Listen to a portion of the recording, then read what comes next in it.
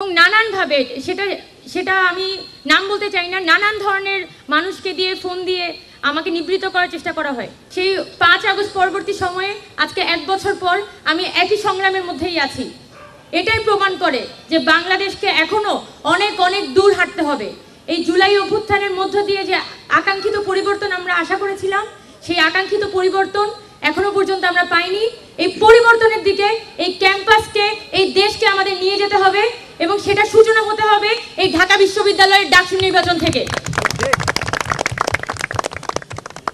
আমি যেহেতু আমাদের ঢাকা বিশ্ববিদ্যালয়ের ক্যান্ডিডেন্সির কথা ভাবছিলাম অনেক দিন ধরেই, বেশ 2 মাস ধরে আমরা চেষ্টা করে যাচ্ছিলাম যে এখানে একটি স্বতন্ত্র প্যানেল দাঁড় হইতে, এবং আমরা এই স্বতন্ত্র প্যানেল দাঁড় করানোর জন্য সবসময় চেষ্টা করেছি ক্যাম্পাসের সাধারণ স্টুডেন্টদের মধ্যে থাকে, যারা পড়াশোনার সাথে যুক্ত, যারা ক্যাম্পাসের পেরিফেরিগুলোর সাথে যুক্ত, শুধুমাত্র রাজনৈতিক না বরং সামাজিক পরিসরগুলোর সাথে যারা যুক্ত, সেই শিক্ষার্থীদেরকে যাতে আমরা বাছাই করে নিয়ে আসতে পারি।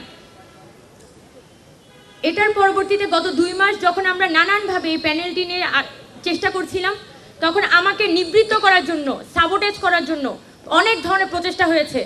কিন্তু আলহামদুলিল্লাহ আজকে আমি দাঁড়িয়ে আছি একটা পূর্ণাঙ্গ প্যানেল নিয়ে, এবং সকল সাবোটেজ, সকল ধরনের বিরোধিতা মোকাবেলা করে আমি আজকে এই প্যানেল নিয়ে এখানে দাঁড়িয়ে আছি।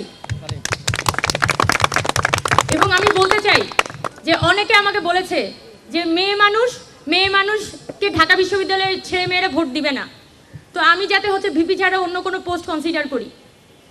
এবং নানানভাবে সেটা আমি নাম বলতে চাই না, নানান ধরনের মানুষকে দিয়ে ফোন দিয়ে আমাকে নিবৃত্ত করার চেষ্টা করা হয়।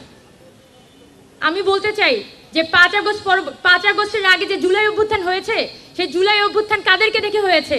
যেদিন 15 জুলাই এখানে সাধারণ যে মেয়েরা, তারা যখন ছাত্রলীগের হাতে মার খাচ্ছিল, তখন তো সেই মেয়েদেরকে দেখে বাংলাদেশের মানুষ নেমে আসে।